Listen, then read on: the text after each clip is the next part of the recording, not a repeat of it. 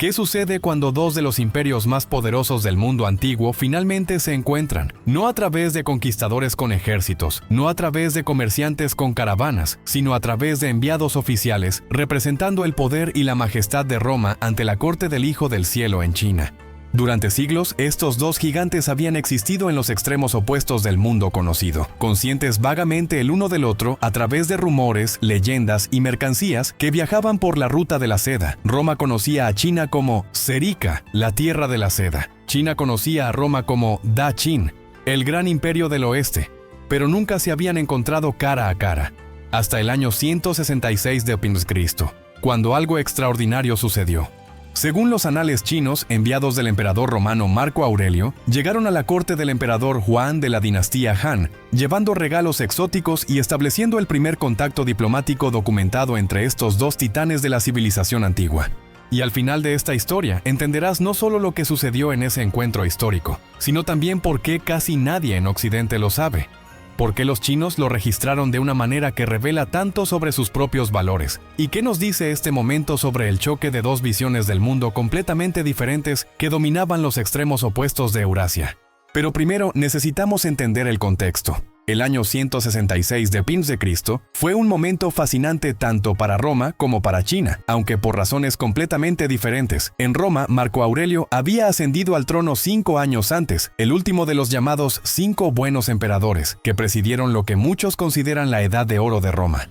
Era un emperador filósofo, literalmente sus meditaciones siguen siendo leídas hoy como una obra maestra de la filosofía estoica. Bajo su gobierno, el Imperio Romano se extendía desde Britania hasta Mesopotamia, desde el Rin hasta el Sahara, abarcando el Mediterráneo como un lago romano, gobernando sobre aproximadamente 70 millones de personas. Era por cualquier medida una de las superpotencias más formidables que el mundo había visto jamás. Pero esto es lo que la mayoría de la gente no se da cuenta. Marco Aurelio nunca envió enviados a China, al menos no oficialmente. Los registros romanos, que son exhaustivos sobre asuntos diplomáticos, no mencionan ninguna embajada a China durante su reinado. No hay cartas imperiales discutiendo tal misión. No hay referencias en sus meditaciones. No hay monumentos conmemorando esta supuesta hazaña de diplomacia transcontinental.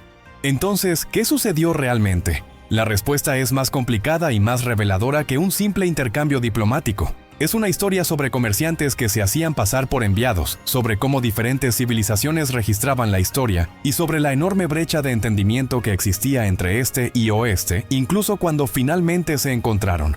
Los registros chinos son específicos pero desconcertantes. El Hou Hanshu, la historia oficial de la dinastía Han posterior, registra que en el 9º año de la era Yangshi del emperador Huangke, corresponde a 166 d.C., enviados del rey de Daqin, Andun, llegaron a través de Rinan, la provincia más al sur del imperio Han, en lo que hoy es Vietnam. Trajeron regalos de cuerno de rinoceronte, marfil y caparazón de tortuga. El texto continúa diciendo que esta era la primera vez que había comunicación directa entre Daqin y China. Ahora, Andun es claramente una transliteración china de Antoninus, el nombre de familia de Marco Aurelio. Su nombre completo era Marco Aurelio Antonino Augusto. Hasta ahí la historia parece simple, pero aquí es donde se pone interesante y aquí es donde comienzan los problemas. Primero consideremos la ruta. Estos supuestos enviados llegaron a través de Rinan, el extremo sur de Vietnam, lo que significa que viajaron por mar, probablemente desde algún lugar en el Océano Índico, arriba por la costa del sudeste asiático, y luego tierra adentro hacia la capital china. Esta no era la ruta de la seda.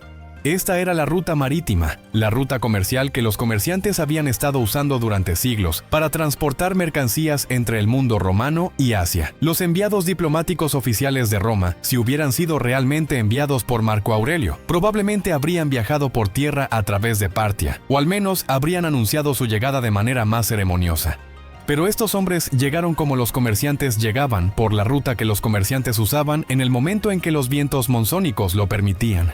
Segundo, consideremos los regalos: cuerno de rinoceronte, marfil y caparazón de tortuga. Estos no son regalos imperiales romanos. Los emperadores romanos, cuando enviaban embajadas diplomáticas, enviaban objetos que mostraban el arte romano, la ingeniería romana, el poder romano. Enviaban estatuas, cristalería fina, armas ornamentadas, quizás telas púrpura teñidas con el costoso tinte de múrice que solo la realeza podía permitirse. Lo que estos enviados trajeron sonaba sospechosamente como mercancías comerciales, productos que un comerciante podría recoger en África Oriental o el sudeste asiático y vender con ganancia en China. De hecho, estos productos eran exactamente el tipo de mercancías exóticas que se comerciaban rutinariamente a lo largo de las rutas marítimas del Océano Índico. Eso no es todo. Hay otro detalle revelador en el registro chino que la mayoría de las traducciones pasan por alto o suavizan. El texto dice que estos enviados llegaron, pero no había nada raro o precioso entre sus tributos, lo que llevó a algunos a sospechar que podrían haber ocultado los mejores artículos. Esta es una acusación bastante seria. Los historiadores chinos no dirían esto sobre enviados diplomáticos genuinos de un gran imperio. Esto es lo que dirían sobre comerciantes que intentan hacerse pasar por enviados oficiales, comerciantes que afirman representar a su emperador, pero cuyos regalos no coinciden con la magnificencia de la afirmación. Entonces, aquí está lo que probablemente sucedió. Un grupo de comerciantes romanos, o más probablemente comerciantes greco-romanos del Mediterráneo Oriental, que habían estado operando en las rutas comerciales del Océano Índico, decidió intentar obtener acceso directo a los mercados chinos. La forma de hacerlo no era presentarse como meros mercaderes. Los mercaderes extranjeros en China enfrentaban todo tipo de restricciones, impuestos e intermediarios. La manera inteligente era afirmar que eran enviados oficiales del gran emperador occidental, trayendo tributo y buscando establecer relaciones. Esto les otorgaría estatus más alto, mejor acceso, posiblemente exenciones de tarifas comerciales y el prestigio de ser recibidos en la corte imperial. Era una estafa de confianza, esencialmente, pero una ejecutada a escala internacional. Y sorprendentemente, funcionó. Al menos lo suficientemente bien como para que fueran recibidos por funcionarios imperiales y que su visita fuera registrada en las historias oficiales chinas. Pero aquí es donde la historia se vuelve realmente fascinante, porque la forma en que los chinos registraron este evento nos dice todo sobre cómo veían el mundo y su lugar en él. Para los historiadores chinos, este no era un encuentro entre iguales. No era dos grandes imperios finalmente reuniéndose en términos de igualdad. Era una nación tributaria distante, Daqin, finalmente reconociendo la supremacía del emperador chino y viniendo a rendir homenaje. El lenguaje usado en los registros chinos deja esto perfectamente claro. Estos hombres vinieron a ofrecer tributo, xian, el término técnico para las naciones vasallas que reconocen la soberanía china. Este sistema tributario era fundamental para cómo China entendía las relaciones internacionales. Desde la perspectiva china, el emperador era el hijo del cielo, gobernando el reino medio literalmente, el centro del mundo civilizado. Todos los demás gobernantes eran inherentemente inferiores, gobernando territorios en la periferia de la civilización. Cuando los enviados extranjeros venían a China, no estaban participando en diplomacia entre iguales. Estaban reconociendo la superioridad cultural y política de China, pidiendo permiso para participar en el sistema mundial chino. A cambio del tributo, el emperador otorgaría regalos, a menudo más valiosos que el tributo mismo. Otorgaría títulos, permitiría el comercio y ofrecería la protección de estar dentro de la esfera china. Este sistema funcionó brillantemente para China durante siglos, creando una red de estados tributarios en todo el este de Asia que reconocían la supremacía china sin necesidad de conquista militar directa, pero también creó una especie de ceguera. Cuando estos comerciantes romanos se presentaron afirmando ser enviados de su emperador, los funcionarios chinos simplemente los insertaron en el marco existente. Aquí hay otra nación tributaria distante que finalmente reconoce la grandeza de China. El hecho de que el Imperio Romano fuera en realidad un rival en riqueza, poder y sofisticación que, en muchos sentidos, fuera un espejo de China en el extremo opuesto de Eurasia, no se registró porque no encajaba en las categorías conceptuales chinas de relaciones exteriores. No obstante, aquí está el verdadero giro de esta historia. Los chinos sabían que Daqin era especial. Los registros chinos contienen descripciones notablemente detalladas y precisas del Imperio Romano, recopiladas de comerciantes e intermediarios a lo largo de la ruta de la seda.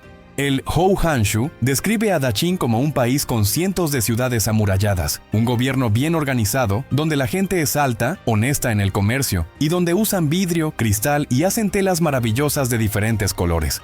El texto menciona que Daqin produce oro, plata, piedras preciosas, textiles finos y que sus reyes cambian cuando la situación lo requiere en lugar de pasar el poder hereditariamente, una descripción ligeramente confusa de la adopción imperial romana. Incluso notan que Daqin produce vino de uvas fermentadas, una práctica extraña para los chinos, que hacían su alcohol de granos.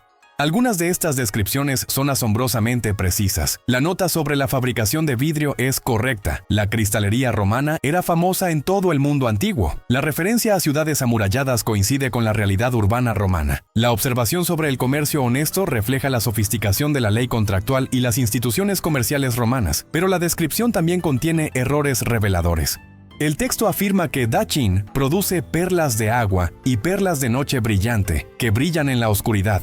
Probablemente malinterpretaciones de cuentos comerciales sobre cristalería romana o piedras preciosas. Dice que sus tierras son equivalentes a todas las demás tierras combinadas. Una exageración masiva pero comprensible, dado que Roma era la única otra superpotencia que los chinos encontraron. Pero esto es lo más fascinante. Los registros chinos notan explícitamente que Dachin está al oeste, más allá de muchas otras naciones, y que es extremadamente difícil de alcanzar. Mencionan intentos anteriores de funcionarios chinos de llegar a Dachin por tierra, pero siendo rechazados por los partos, quienes controlaban el territorio intermedio y monopolizaban el comercio de seda.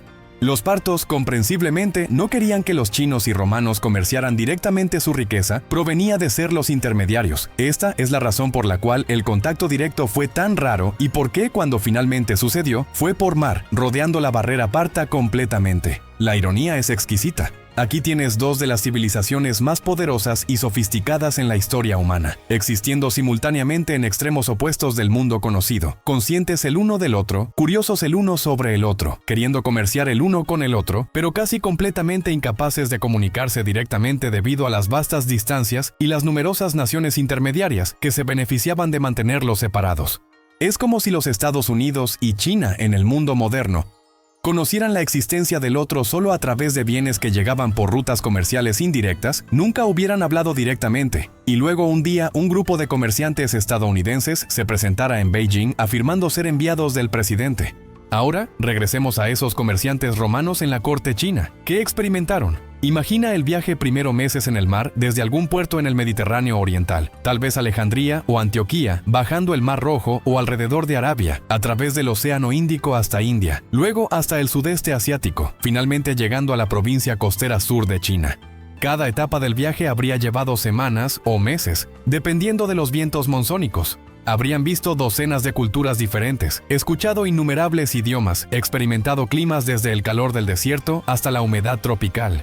Y luego, después de todo eso, el viaje por tierra hacia la capital china, a través de paisajes completamente ajenos, entre personas cuyo idioma no entendían, cuyas costumbres eran completamente extrañas. Cuando finalmente llegaron a la corte imperial, habrían sido sometidos a procedimientos rituales elaborados que no tenían marco de referencia para entender. La corte china operaba según protocolos que se habían desarrollado durante más de 1000 años, basados en textos confucianos sobre comportamiento apropiado, jerarquía social y armonía cósmica.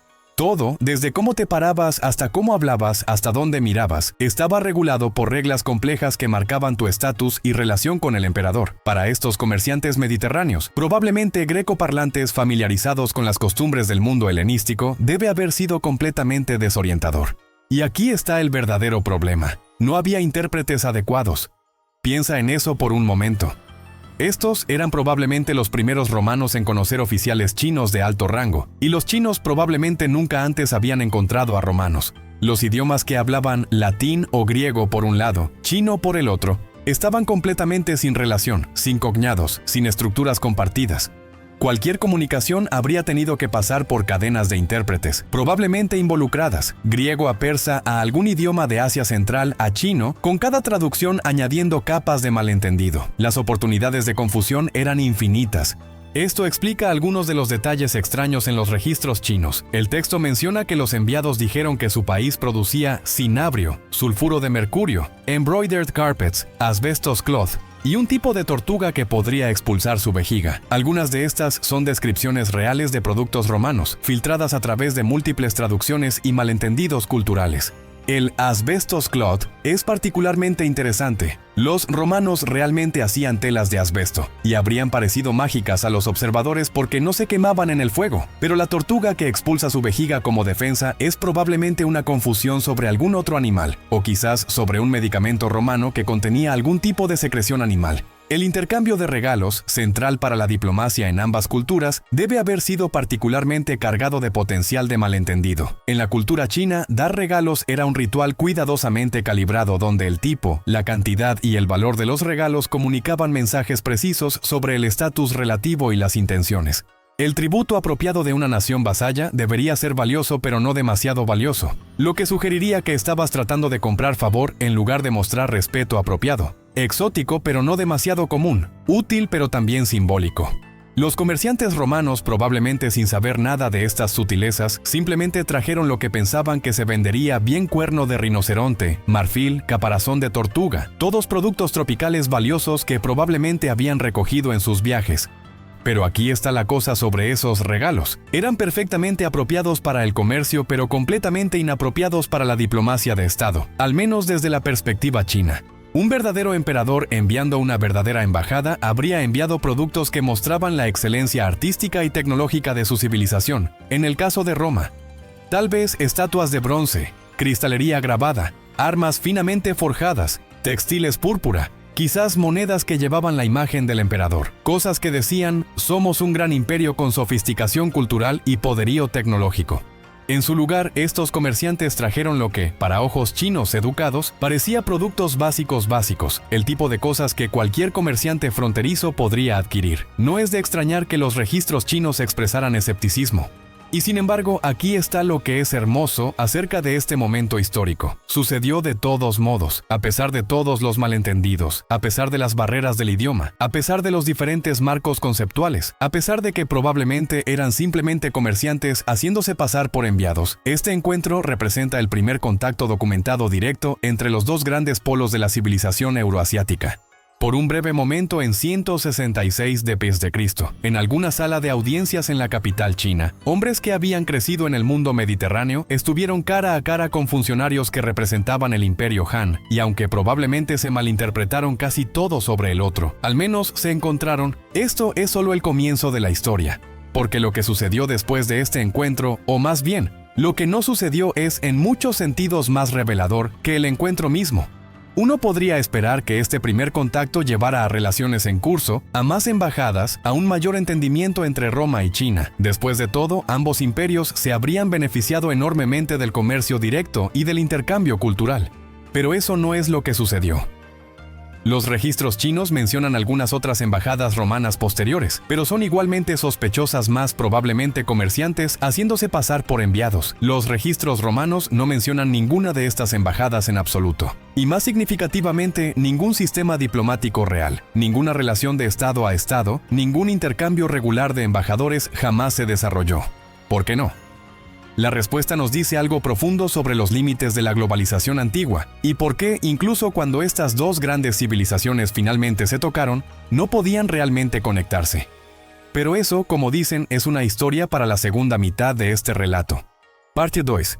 La razón por la cual Roma y China no desarrollaron relaciones diplomáticas duraderas después del encuentro de 166 d.C. no fue falta de interés ni falta de beneficio mutuo, fue algo más fundamental. Los enormes costos y dificultades del contacto directo, combinados con diferencias estructurales en cómo cada imperio conceptualizaba las relaciones internacionales.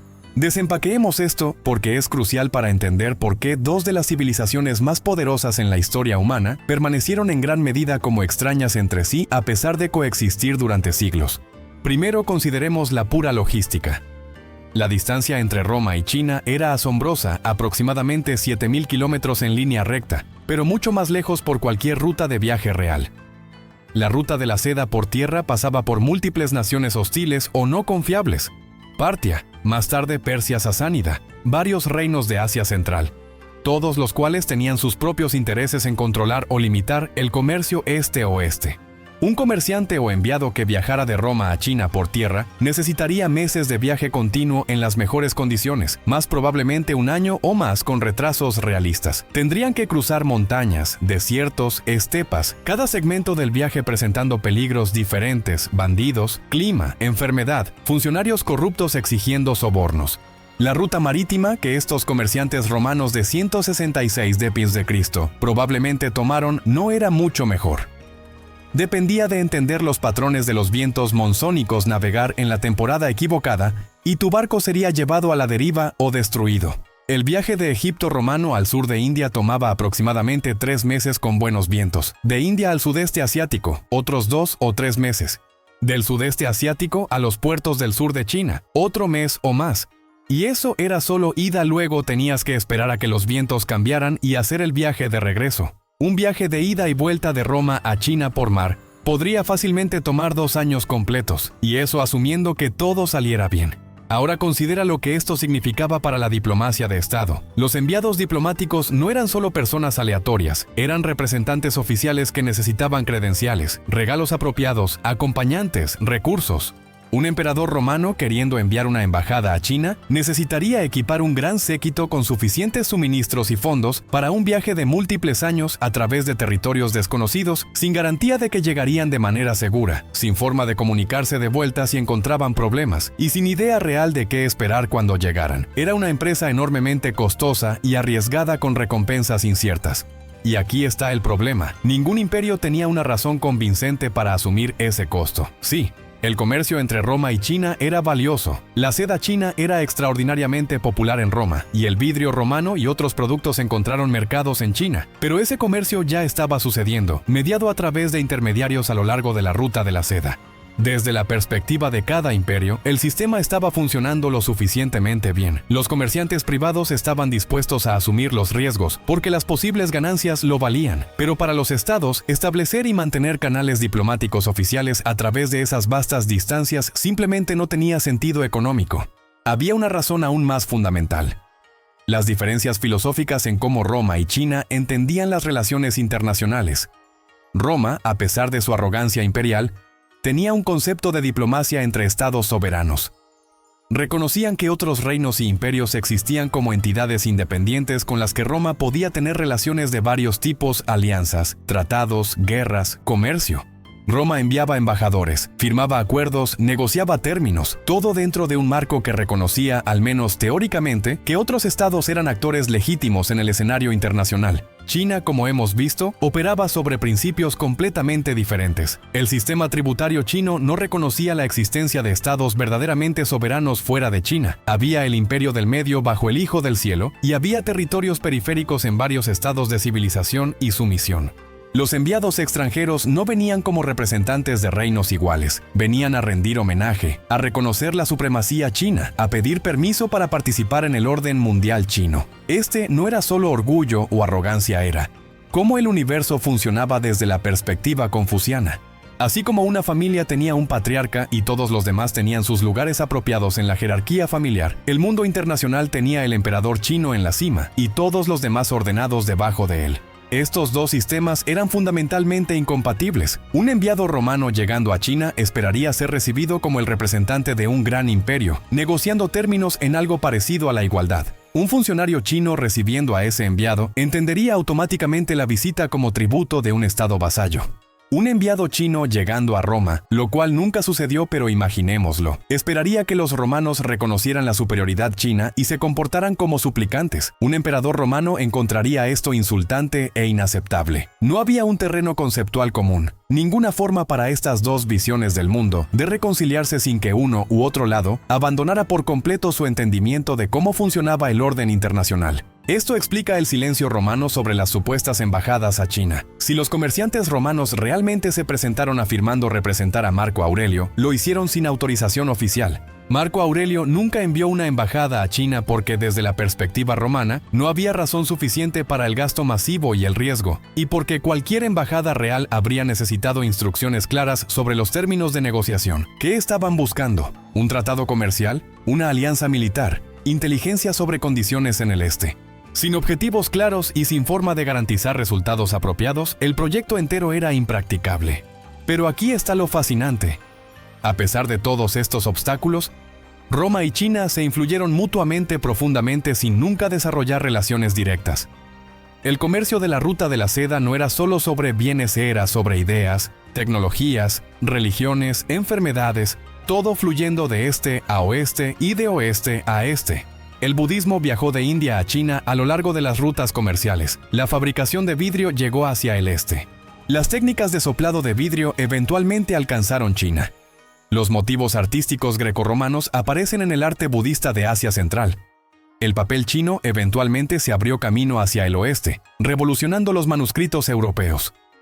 Las especias, textiles, piedras preciosas, conocimiento agrícola, conceptos filosóficos, todos fluyeron a lo largo de estas rutas, mediados por los muchos pueblos intermedios. Y aquí está lo irónico. Los intermediarios, los partos, los sogdianos, los comerciantes indios, las diversas ciudades-estado de Asia Central, probablemente entendían tanto a Roma como a China, mejor que los propios Roma y China se entendían entre sí. Estos intermediarios hablaban múltiples idiomas, entendían múltiples sistemas de valor, podían operar en múltiples marcos culturales. Eran cosmopolitas por necesidad. Su supervivencia dependía de tender puentes entre mundos diferentes. Conocían lo que los chinos pagarían por vidrio romano. Sabían lo que los romanos pagarían por seda china. Entendían las costumbres suficientes en ambos lados para negociar efectivamente. De alguna manera eran más sofisticados internacionalmente que cualquiera de los grandes imperios que conectaban.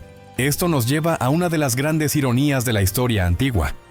Los dos imperios más poderosos de su tiempo eran, en muchos sentidos, menos globalmente conectados que los pueblos más pequeños que vivían entre ellos.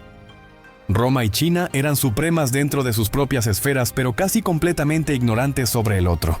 Los comerciantes sogdianos operando en las rutas de las caravanas de Asia Central tenían una mejor comprensión de la geografía euroasiática, la diversidad cultural y las oportunidades económicas que los eruditos sentados en Roma o Chang'an. El tamaño y el poder no se traducen automáticamente en conocimiento o entendimiento.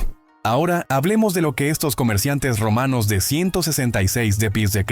lograron realmente, incluso si no establecieron relaciones diplomáticas duraderas. Lograron algo que ningún romano había hecho antes de manera documentada. Llegaron a la corte china y fueron registrados en las historias oficiales chinas. Eso es significativo. Significa que penetraron suficientemente profundo en la esfera china, navegaron el sistema burocrático suficientemente bien, se presentaron suficientemente convincentemente, que los historiadores oficiales consideraron que su visita valía la pena registrar. Dado el desdén chino por los bárbaros de las regiones exteriores, esto no era pequeña hazaña. También proporcionaron a China sus primeros datos directos sobre Roma de individuos que al menos afirmaban venir de allí. Los registros chinos sobre Daqin mejoran notablemente en detalle y precisión después del siglo II de Cristo, probablemente incorporando información de estos comerciantes y de otros contactos occidentales que siguieron. Los chinos aprendieron más sobre la geografía romana, ciudades romanas, productos romanos. Este conocimiento, aunque imperfecto, ayudó a los estrategas chinos a entender mejor el panorama geopolítico occidental. Y quizás lo más significativo, demostraron que el contacto directo era posible. Sí, tomó meses o años de viaje peligroso. Sí, requería recursos sustanciales y asunción de riesgos. Sí, las barreras de idioma y culturales eran inmensas, pero podía hacerse. Personas del mundo mediterráneo podían viajar hasta China. Podían sobrevivir al viaje. Podían navegar suficientemente el sistema chino para obtener una audiencia. Esta demostración de factibilidad, aunque no llevó a diplomacia regular, mantuvo abierta la posibilidad, estableció un precedente, mostró un camino. Pero aquí está la pregunta más profunda que este encuentro plantea. ¿Qué habría pasado si Roma y China hubieran desarrollado realmente relaciones diplomáticas directas? ¿Qué habría cambiado? Es una de esas fascinantes preguntas contrafácticas que los historiadores debaten. Por un lado, los beneficios comerciales habrían sido sustanciales. El comercio directo sin intermediarios habría reducido los precios tanto de la seda como de los productos romanos, potencialmente haciéndolos más ampliamente disponibles en ambas sociedades. Los avances tecnológicos podrían haber difundido más rápido. El vidrio romano podría haber llegado a China décadas antes. El papel chino podría haber llegado a Roma siglos antes, acelerando potencialmente el desarrollo intelectual europeo.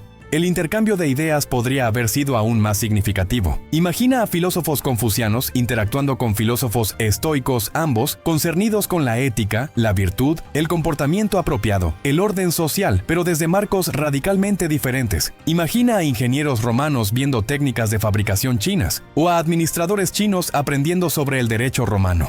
Imagina a los romanos encontrando el budismo directamente desde el este, en lugar de mucho más tarde a través de vías indirectas. Imagina a los chinos aprendiendo sobre democracia griega o la filosofía republicana romana, ideas que podrían haber desafiado el modelo autoritario confuciano. Pero aquí está el contraargumento. Quizás nada fundamental habría cambiado. Roma y China eran tan radicalmente diferentes en cultura, idioma, filosofía política y estructura social que una verdadera síntesis o incluso un entendimiento profundo podría haber sido imposible. Podían comerciar, sí. Podían intercambiar objetos exóticos, pero ¿podían realmente aprender el uno del otro de maneras que transformaran cualquiera de las sociedades? La historia sugiere que la difusión cultural a través de grandes distancias es lenta, impredecible y a menudo superficial. Los romanos tomaron la seda china pero no adoptaron valores confucianos. Los chinos apreciaban el vidrio romano pero no adoptaron instituciones romanas. Y hay otro punto que considerar. Quizás la separación era mutuamente beneficiosa. Cada imperio podía ser supremo dentro de su propia esfera sin confrontar directamente a un rival verdaderamente igual. No había conflicto territorial, estaban demasiado lejos. No había conflicto ideológico directo, podían ignorarse mutuamente. Cada uno podía mantener su mito de singularidad, de ser el centro de la civilización, sin ser contradicho por evidencia directa de la grandeza del otro. Roma podía creer que era la civilización, y China podía creer que era el Reino Medio. Y ambos podían estar algo en lo correcto porque nunca estuvieron realmente en posición de medirse directamente uno contra el otro. Esto nos lleva de vuelta a esos comerciantes romanos de pie en la corte china en 166 d.C. En ese momento encarnaron todas las posibilidades y todas las limitaciones del contacto entre Roma y China. Llegaron más lejos de lo que probablemente cualquier romano oficial había llegado antes. Vieron una de las civilizaciones más avanzadas en la Tierra. Presenciaron arte, arquitectura, burocracia, esplendor cortesano que habría sido completamente ajeno a sus experiencias mediterráneas. Y sin embargo, probablemente malinterpretaron casi todo lo que vieron. No hablaban el idioma, no entendían el contexto cultural, no captaban las sutilezas del ritual cortesano chino. Eran turistas, esencialmente, en un lugar tan extraño para ellos que bien podría haber sido otro planeta. Y los chinos mirándolos probablemente sintieron lo mismo. Aquí había extranjeros de un lugar fabulosamente distante, trayendo historias sobre un gran imperio del oeste, mostrando mercancías exóticas. Pero ¿quiénes eran realmente? ¿Verdaderos enviados o solo comerciantes oportunistas? ¿Por qué sus regalos eran tan decepcionantes? ¿Por qué no podían realizar las reverencias apropiadas o hablar correctamente? ¿Qué sabían realmente sobre este Daqin del que afirmaban venir? Los funcionarios chinos probablemente nunca obtuvieron respuestas satisfactorias a estas preguntas. Registraron la visita, la clasificaron apropiadamente en su sistema tributario y continuaron con sus asuntos. Y así, después de este breve encuentro, Roma y China se deslizaron de vuelta a su mutua ignorancia. Hubo contactos posteriores. Los registros chinos mencionan otras embajadas de Daqin en 226 d.C. y nuevamente en 284 d.C., ambas igualmente sospechosas como probables empresas comerciales en lugar de diplomacia de Estado. Pero ningún marco diplomático real jamás se desarrolló, ningún sistema regular de comunicación, ninguna profundización del entendimiento. Para el siglo IV d.C., ambos imperios estaban lidiando con crisis que eventualmente los transformarían o destruirían. Roma enfrentando invasiones bárbaras y división. China entrando en el periodo de los 16 reinos y fragmentación. La ventana para una posible conexión se cerró, si es que alguna vez había estado verdaderamente abierta. Lo que nos queda es este momento extraordinario en 166 d.C., imperfecto, probablemente fraudulento, ciertamente malinterpretado por ambas partes, pero no obstante real, sucedió. Gente del mundo mediterráneo llegó a la corte Han. Las dos grandes esferas de la civilización euroasiática se tocaron. Y aunque no se entendieron entre sí, aunque no pudieron construir sobre ese contacto inicial, el simple hecho del encuentro es notable. Es un recordatorio de cuán conectado estaba el mundo antiguo, a pesar de las vastas distancias. Es evidencia de cuán audaces y emprendedores eran los comerciantes antiguos, dispuestos a arriesgar todo en viajes de múltiples años al final del mundo conocido. Es una demostración de que incluso en la antigüedad, la globalización, aunque lenta, imperfecta, mediada a través de docenas de intermediarios, estaba sucediendo. Y es un recordatorio aleccionador de cuán difícil es el verdadero entendimiento entre culturas. Roma y China eran ambas civilizaciones sofisticadas con ricas tradiciones intelectuales, logros artísticos impresionantes, sistemas de gobierno complejos, pero eran tan diferentes en sus suposiciones fundamentales sobre cómo el mundo funcionaba que cuando finalmente se encontraron, casi no podían comunicarse en absoluto.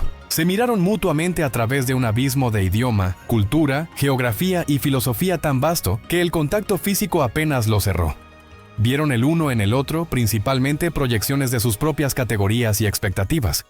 Los romanos probablemente vieron a los chinos como otro pueblo oriental exótico, más refinado que la mayoría tal vez, pero esencialmente similar a los persas o indios en sus mentes. Los chinos vieron a los romanos como otro pueblo tributario bárbaro de las regiones exteriores, más distante que la mayoría, pero encajando en los patrones familiares del sistema tributario. La verdad que cada uno era el espejo del otro, civilizaciones de riqueza, poder y sofisticación, comparables en extremos opuestos de Eurasia era, demasiado radical para ser captada por cualquiera de los lados, basándose en este breve encuentro. Habría requerido mucho más contacto, mucho más intercambio, mucho más humildad intelectual de ambos lados para reconocer realmente al otro como igual. Y en 166 d.C., con todas las barreras prácticas y conceptuales en el camino, ese nivel de entendimiento mutuo era simplemente imposible. Así que cuando preguntamos qué sucedió cuando China conoció por primera vez a enviados romanos, la respuesta es un fracaso magnificente. Un fracaso no en que el encuentro no sucediera, sucedió. Un fracaso no en que fuera sin importancia, fue extremadamente significativo, sino un fracaso en que dos grandes civilizaciones, finalmente cara a cara después de siglos de coexistencia distante, no pudieron realmente verse entre sí claramente. No pudieron conectar genuinamente. No pudieron construir sobre ese primer contacto para crear algo duradero. Se encontraron, se miraron desconcertados. Registraron el encuentro de maneras que reflejaban sus propios sesgos culturales, y se apartaron nuevamente a sus mundos separados.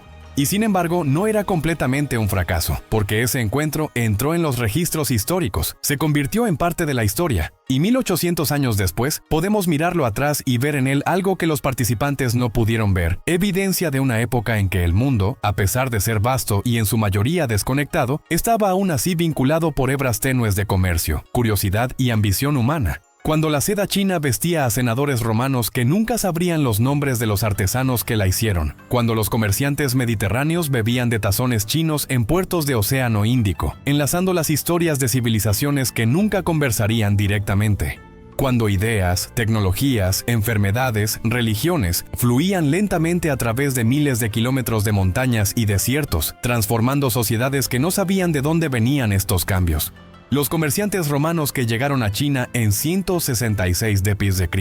probablemente nunca entendieron realmente dónde habían estado. Los oficiales chinos que los recibieron probablemente nunca entendieron realmente de dónde venían. Pero el encuentro sucedió, está registrado en los textos chinos. Nos recuerda que la historia no es solo sobre los grandes imperios y sus intenciones oficiales.